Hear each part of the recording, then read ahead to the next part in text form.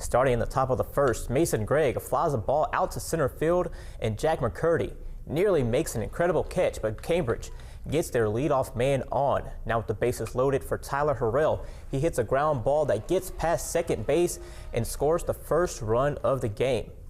Bases still loaded, Sam Wable is going to hit a ground ball to third, and Grady Hessen will take the out at first, but Cambridge tacks on a second run.